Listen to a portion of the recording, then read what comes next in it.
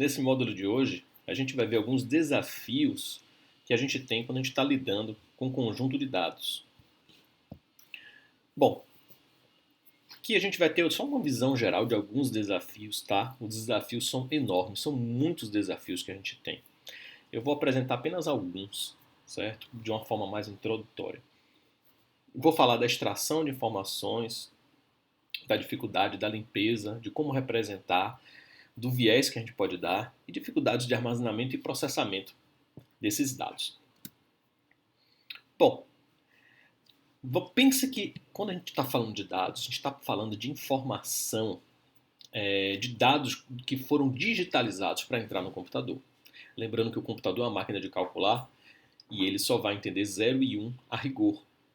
Então a gente precisa criar essas camadas de abstração para representar uma imagem, um áudio, outros tipos de documentos. Então, quando a gente traz a informação do mundo analógico para o mundo digital, a gente está digitalizando, né? Tornando dígitos em zeros e uns, especificamente.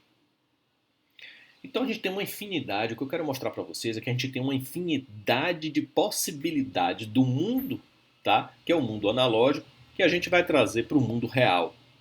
Então, quando a gente fala dessa infinidade desses dados, a gente apelida na área de dados não estruturados, unstructured data, certo? São dados que não têm uma estrutura que facilite o acesso a esses dados. Então, a gente tem fotos, PDFs, documentos, áudios, vídeos, tá? Entre esses exemplos. Por outro lado, a gente tem os dados que eles já foram processados, que eles já foram organizados, estão organizados de uma forma que a gente chama, com uma estrutura bem definida, a gente chama de dados estruturados. Pense numa tabela que você vai ter, por exemplo, uma tabela onde já está tudo organizado, em cada coluna você sabe o conteúdo que vai ter ali associado a ela. Ou seja, os bancos de dados eles tendem a ser super organizados, né? São programas específicos para guardar informação, indexar, estruturar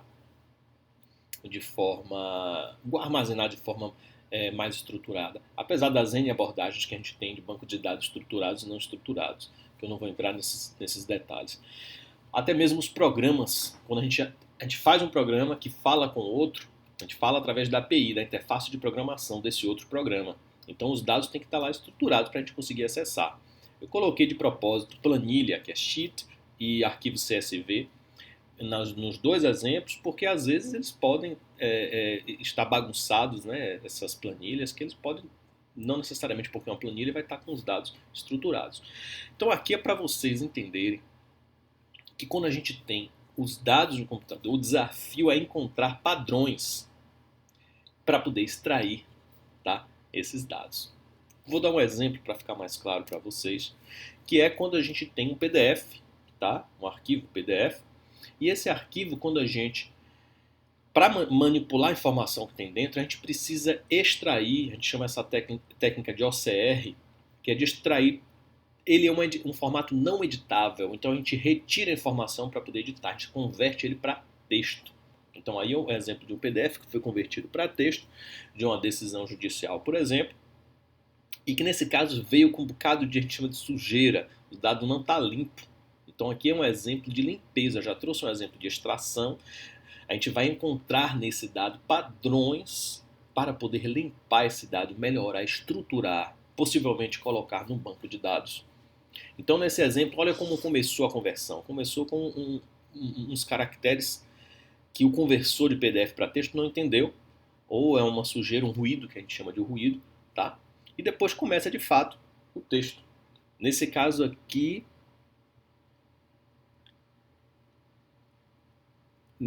esse documento especificamente, ele na verdade não é uma decisão. Ele tem uma petição inicial e junto com uma decisão, tá? São dois documentos anexados, só para exemplificar, tá? Isso não muda o exemplo. É um arquivo PDF que a gente converteu. Então ele começa, a informação que a gente quer extrair é o que está em vermelho, começando em excelentíssimo e terminando aqui nesses 3 pontinhos.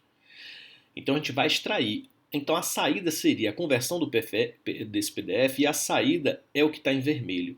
Então a gente pode, por exemplo, isso aqui é um rodapé para conferir o original, nas folhas e tal. Isso tudo é rodapé. A gente pode identificar esse padrão e dizer, olha, tudo que começar assim e terminar dessa forma, arranque do texto.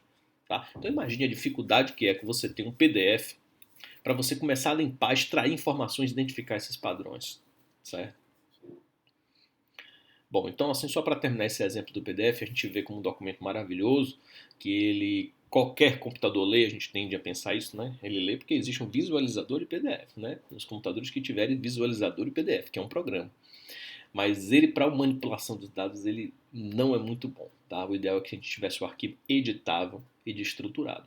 Mas essa é a realidade, por isso que eu trouxe um exemplo. Na área do direito, mas poderia ser em tantas outras áreas que as pessoas utilizam esse formato. Bom, outro desafio, quando a gente está lidando com os dados, é a modelagem do problema. Como a gente vai modelar, como é que a gente vai fazer uma representação formal, tá, daqueles dados para poder a gente aplicar as técnicas computacionais nele, de aprendizado de máquina, por exemplo.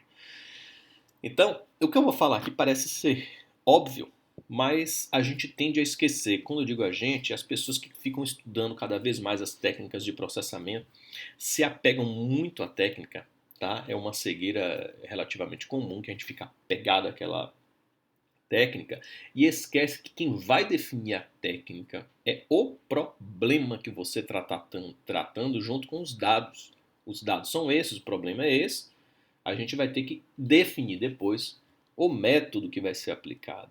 Então, o método ele deve se adaptar ao problema e não o inverso. Tá? Vou dar um exemplo. Pense numa área de ciências sociais, área das humanidades, e eu faço a seguinte pergunta. Será que um único pensador, um filósofo, ele é adequado para a gente explicar, para a gente tentar explicar todos os problemas? Ou se for para a filosofia, para realizar todas as perguntas, será que uma escola de pensamento ela é suficiente? Então essa é a provocação. Será que um método científico, um método computacional, uma tecnologia, será que ela é suficiente? Né? Então, a recomendação é que a gente faça o caminho oposto. A gente olha para o problema e vê qual é o método ou os métodos que poderiam ser aplicados na hora de modelar, formalizar esse problema. Para isso ficar mais palpável, mais a gente conseguir ver isso melhor, eu vou trazer um exemplo aqui de como a gente pode modelar num processamento de linguagem natural português ou francês, diferente da linguagem de programação. Tá? Então, um exemplo que a gente faz é a gente, na hora que modela, a gente remove as palavras vazias, chamadas em inglês stop word, tá? Porque geralmente ela não agrega, ela só faz atrapalhar, no sentido de estar colocando o aprendizado de máquina para poder se ater a caminhos que não são interessantes, tipo assim, uma palavra, as preposições geralmente elas só fazem atrapalhar, não agregam semanticamente ao texto. Então uma modelagem super comum é a gente retirar essas palavras vazias, como por exemplo a palavra não. E aí é uma bronca, porque se você, a depender do problema que você estiver estudando e da técnica de modelagem, se for, por exemplo, bag of words, que é o contar palavras, e você tira a palavra não, se eu trago esse exemplo do inglês aqui, eu retirei a palavra no, e o exemplo é this is no good, isso não é bom. Se você retira o no, a semântica associada vai parecer que isso é bom. Então repare que até numa modelagem do problema, nesse caso é um pré-processamento de texto que a gente chama, a gente tende a apelidar a remoção de palavras vazias como pré-processamento, você tem que ter cuidado com a técnica que você vai aplicar, senão você pode comprometer o problema. Tá? Quando eu digo problema se os dados e o problema estiver lidando com informações, com textos tipo esse, pode comprometer. Tá? Então seria, por exemplo, mais adequado utilizar outras técnicas, outros modelos, tá, de modelagem, não remover essas palavras e utilizar outras técnicas mais adequadas. Tá? Outro exemplo que eu trago aqui é quando você vai modelar, utilizar um modelo, um algoritmo, vamos simplificar assim, para você representar um texto. Então você pode utilizar técnicas do estado da arte que a gente tem aqui de modelagens, tá? De linguagem, de modelos de representação de texto. Mas qual delas você deve se ater? Você tem que se preocupar de verdade é qual o problema task do processamento de linguagem natural que você está resolvendo. Tá? Isso parece, eu vou repetir, isso parece óbvio, mas a gente tende a esquecer. Então a gente tem que ser, digamos assim, fiel ao problema, entender o problema, tá? E depois a gente pensar em quais técnicas podem ser aplicadas, em quais sequências, em qual é a ordem da aplicação dessas técnicas. Outro desafio interessante quando a gente está lidando com os dados é o viés, tá? É o viés. Como assim um viés? Aí trago aqui uma motivação de uma letra do Caetano Veloso, tá? E essa frase eu achei espetacular. Espetacular para representar o viés dos dados. Mas a vida é real e de viés. Em outras palavras, o que é que a gente está trazendo para modelar? O que é que a gente está trazendo para resolver problemas, tá? Da vida. Problemas reais. Eu não gosto do termo problemas reais, tá? Vou usar por causa desse exemplo, porque as pessoas que fazem pesquisa aplicada, elas tendem a dizer, não, eu resolvo o problema real. Como se quem fizesse pesquisa básica não resolvesse o problema real, tá? Então, por que quem faz pesquisa básica não está resolvendo o problema real? Eu acho que o problema está na definição do que é real, tá? Se você tem, por exemplo, uma pesquisa básica, você tem uma fórmula simples para você calcular, por exemplo, a hipotenusa, e a pessoa quer descobrir aquilo sem necessariamente buscar uma aplicação, aquilo é um problema. O problema existe e é real. Então eu acho muito preconceituoso a gente dizer, não, eu resolvo o problema da vida real, Bom, o que é real? Então eu vou deixar para os filósofos decidirem isso aí, tá? Não tenho competência para decidir, mas eu não gosto desse sentido. Então vou falar real nesse sentido aqui, da palavra, para utilizar, né, da poesia. Mas a vida é real e de viés. Tá? Acredito eu que nesse sentido da interpretação da letra, ela é real e de viés. Então ela vai ter os preconceitos, a vida, a representação da vida, os dados, o que a gente exala como comunicação, vai ter consequências do nosso preconceito, de como a gente enxerga de forma com ideias preconcebidas, enviesado. Cada um tem sua visão de mundo. Se eu pedir para explicar o que é uma árvore, cada um vai dar uma explicação totalmente diferente. Principalmente se eu pegar um botânico e pegar um físico ou um químico, tá? Então, para vocês assim ficarem mais não achar que isso que eu estou chamando a atenção demais para algo que necessariamente não é um problema, olha o que aconteceu. Em 2016, tá? A Microsoft, ela fez um robô, uma inteligência artificial, tá? Eu não gosto de chamar robô porque a gente pensa robô no físico, né? Mas esse é um robô, é um programa de computador que tem inteligência artificial. E esse programa, ele ficava no Twitter conversando, postando, interagindo com as pessoas no Twitter, tá? Então, uma inteligência artificial super elaborada. O que é que aconteceu? As pessoas começaram a interagir. Deixa eu só voltar, antes de continuar a explicação, deixa eu voltar ao contexto. Lembrando que a gente está falando de dados, tá? No contexto de aprendizado de máquina, e o aprendizado de máquina parte da grande máxima, da premissa, dessa grande premissa, que é a seguinte. O computador, ele é capaz de aprender através dos dados. Tá? Então, se a gente coloca muito dado, de alguma forma a gente consegue desenvolver um algoritmo que ele aprende através daqueles exemplos que eu estou trazendo com os dados. Pronto. Dado esse contexto, vamos voltar aqui para o exemplo dessa inteligência artificial da Microsoft. Então, ela começou a interagir. A maioria dos dados que foi fornecido para essa, muito possivelmente foi essa causa, para essa inteligência artificial, foram pessoas que eram sexistas, misóginas, tá? Preconceito contra as mulheres, e pessoas, é, pessoas, como é que eu posso dizer?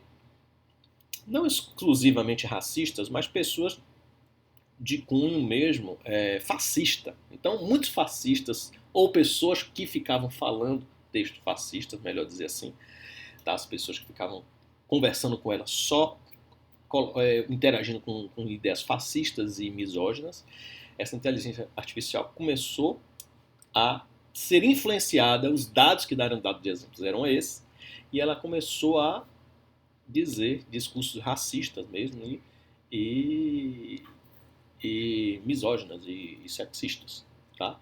Então isso foi um grande, foi uma confusão retada esse exemplo a Microsoft tirou do Al Robô, teve que explicar, tá? E realmente aí é que tá, a culpa é da Microsoft porque ela fez um robô ou a culpa são dos dados que foi treinada, tá? Então repare que o viés dos dados influenciou para um robô que não tinha esse intuito de proferir, né, esse tipo de discurso, mas foi treinada através de interação com os usuários na rede social. Bom, outro desafio interessantíssimo quando a gente está lidando com os dados é de entender se a relação que a gente está querendo estabelecer entre um dado e outro, que isso é muito comum a gente buscar estabelecer relações, tá? Por exemplo, qual é a relação entre a pessoa, entre a sua altura e seu peso? Será que existe uma curva que a gente pode desenhar? Tá? Então existem abordagens para fazer isso, de aprendizado de máquina. Mas às vezes a gente tem que ter muito cuidado, porque não necessariamente há uma correlação, apesar de aparentemente ser, entre aspas, óbvio que existe, certo? Então, o que é uma relação espúria? Quando você tem dois ou mais eventos ou variáveis associados que não estão necessariamente numa relação de causa e efeito, tá? Muito provavelmente pode ser por coincidência ou por influência de um terceiro fator que passou despercebido. Exemplo: o consumo per capita de queijo mussarela correlacionado com dados, isso dados dos Estados Unidos, né, de doutorados, pessoas que se graduaram, doutores em engenharia civil. Olha que linha, olha o que a gente tenderia a concluir de forma totalmente equivocada. Por que totalmente equivocada? Porque não há indícios suficientes para chegar a essa conclusão, tá? Que eu vou mostrar mais para frente. A linha preta com a bolinha, certo? E a linha vermelha com um traço menorzinho, tá? Então elas estão quase muito parecidas, essas linhas, tá? Vou trazer outros exemplos, tá? Do site que tem ali embaixo a fonte, tá? Vocês podem até, o autor do site, ele até deixa você brincar. Escolha o dado que a gente vai montar uma para você, tá? Então vou trazer outro exemplo aqui. O que os Estados Unidos gastaram em ciência, espaço e tecnologia, né? E suicídios por enforcamento, estrangulação ou sufocamento. Olha as linhas, quase coincidentes. Entre outros aí, quantos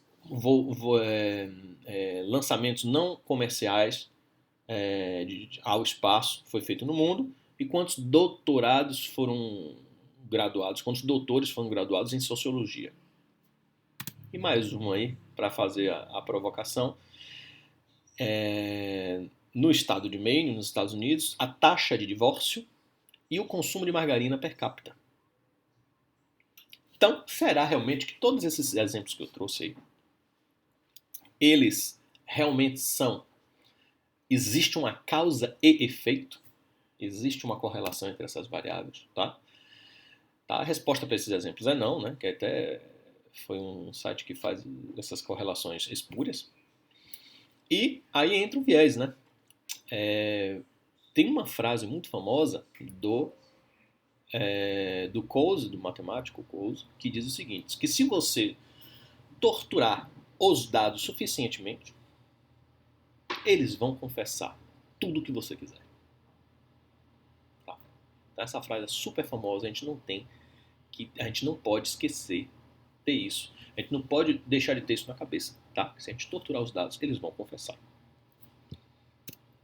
E aí, como é que a gente pode ajudar a diminuir essa... poxa, eu vou ter a melhor boa-fé do mundo, de que eu não quero manipular os dados. Como é que eu posso fazer isso de uma forma mais adequada? Bom, aí, o correto é você aplicar vários testes estatísticos, tá? Cada dado, há uma sequência de testes. Quando a gente vai aplicar uma técnica sobre os dados, a gente simplesmente não vai, olha, eu sei que o aprendizado de máquina supervisionado, a gente consegue classificar 2 grupos, vou usar nesses dados e pronto. A primeira coisa que a gente faz não é isso, a gente olha os dados, olha a natureza daqueles dados, os formatos, se ele precisa de um pré-processamento que não vá comprometer o problema, tá? E depois a gente passa uns testes, que vou dar um exemplo de teste de regressão e correlação. Então, nesse gráfico aqui, o que é que ele tem? Ele tem os pontos. Pontos são os dados que foram colhidos. E a reta é uma estimativa, tá? Para tentar fazer uma estimativa daquele ponto. Por exemplo, como eu dei um exemplo, eu pegar a altura das pessoas e pego o peso. Coletei de várias pessoas de 1,50 m a 1,80 m. Vários dados, faz de conta que isso representa isso, tá? Só nesse exemplo. E eu quero saber, poxa, eu só tenho até 1,80 m. Será que se eu colocar uma pessoa de 1,90 m, qual será o peso dela? Então, essa técnica até de regressão linear, nesse caso, ela vai fazer uma reta, certo? Por isso que é regressão linear, que ela vai fazer aqui uma reta, uma linha, que ela vai utilizar, ela vai minimizar a soma dos quadrados da distância vertical dos pontos e vai tentar encontrar uma linha que melhor representa os dados utilizando essa técnica. Tá? Bom, então existem outras várias técnicas para você aplicar. Tá? Os estatísticos eles conhecem muito bem essas técnicas. E outro ponto, um ponto muito importante quando a gente está lidando com os dados, que já envolve mais a parte com a ciência dos dados é uma área interdisciplinar, essa parte específica puxa mais para a área da computação em si, que é o armazenamento e processamento de dados, tá? Então aqui é o contexto do Big Data, né, que é um apelido que a gente deu para um contexto, tá, de aplicações. Que contexto é esse? A gente vem digitalizando os dados, a gente vem trazendo informação do mundo analógico para o mundo digital. Por que a gente faz isso? Porque uma vez digitalizado, o computador ele pode processar esses dados. Ele só pode processar se estiver digitalizado. Não pode processar informações analógicas como uma carta escrita à mão. Tá? Então preciso digitalizar esse texto. Seja tirando uma foto dessa carta ou escrevendo essa carta, digitando ela no computador. Mas eu preciso transformar de uma representação que o computador entenda. Tá? A fotografia, no caso, ele vai representar com números também o computador. Certo? Através dos pixels, né? Cada pontinho daquele de uma fotografia, por exemplo. Então a gente tem aqui, olha que interessante. Em 2007, mais ou menos, 94% dos dados que a gente tem já está digitalizado. Tá? Então a gente já tem uma grande quantidade de dados digitalizados. E aí vem. Como é que a gente vai armazenar e processar tudo isso? Tá? Então a gente apelidou esse desafio, a gente apelidou como Big Data. E aí isso envolve quais são os tipos de mídia que a gente vai utilizar. Será que o HD, os discos óticos, os discos magnéticos, né, que é um HD, os discos óticos, eles são suficientes? Será que as memórias flash, pendrive, HD, SSD, será que eles vão conseguir armazenar? Será que a vida útil, será que o acesso, o custo de uma memória dessa, né, é viável? Tá? Então a gente está nesse contexto. Né, o que é o grande desafio, porque a gente diz que, olha, a gente já tem um bocado de dado, que maravilha, dá para treinar muitos modelos de aprendizado de máquina, mas isso envolve em armazenar e também processar esses dados, tá? Então a gente está falando a grandeza aqui de terabytes, tá, de dados, um terabyte é 1000 gigabytes, tá? Para a gente ter uma noção mais ou menos. Então isso vai pedir, exigir uma computação de alto desempenho, do inglês HPC, High Performance Computing, que utiliza a técnica de computação paralela. Basicamente, a gente pega o dado, divide em fatias, em pedaços, e coloca 100 computadores para processar cada pedacinho ao mesmo tempo. Quando eles acabam, a gente junta o resultado. Então, isso vai ser 100 vezes mais rápido em tese, do que um computador apenas com a mesma capacidade de processamento do que esses 100 computadores fizeram. Então, essa é a técnica que a gente utiliza e existem várias tecnologias na área da computação de sistemas distribuídos que a gente utiliza para lidar, para manusear com esses dados de forma paralela, a computação paralela de alto desempenho. Computação de alto desempenho. Bom, e aí o que a gente tem de tecnologia? Eu coloquei aqui exemplos de computação em nuvem, ou seja, a gente em vez de ficar manipulando isso na mão, o que a gente fez hoje? A gente jogou, a gente terceirizou. Então, a maioria dessas abordagens está terceirizada, a gente coloca na nuvem, né, que a gente chama de computação em nuvem. Isso é feito por outros terceiros, que ele vai oferecer um serviço de mais alto nível. Você não precisa ficar lidando com aquele baixo nível de armazenamento de dados, principalmente de grande quantidade de dados. Você pede para alguém, em várias abstrações, como arquivos, tabelas, blob. A Amazon S3 é um exemplo que oferece esse serviço para armazenar esses dados. Tá? Processamento de dados. A gente tem o Google Data Analytics, por exemplo, o Azure Lot, o IBM Watson para inteligência artificial. Eu estou falando de processamento e de machine learning também, tá? Aproveitando, falando junto.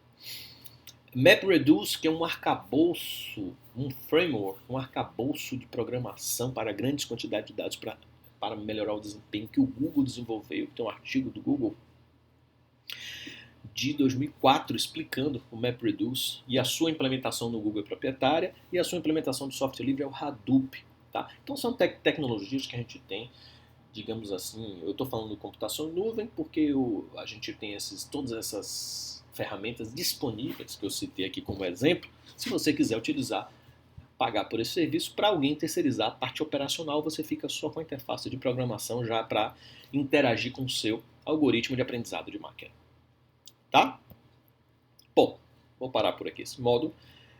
Lembrando que aqui foram alguns desafios apenas para lidar com os dados, existem tantos outros, mas o objetivo desse módulo é, de forma introdutória, apresentar alguns desafios para vocês terem noção que o problema de lidar com o aprendizado de máquina, quando você vai lidar com os dados, você tem que ter também essa atenção com os dados que você está trabalhando.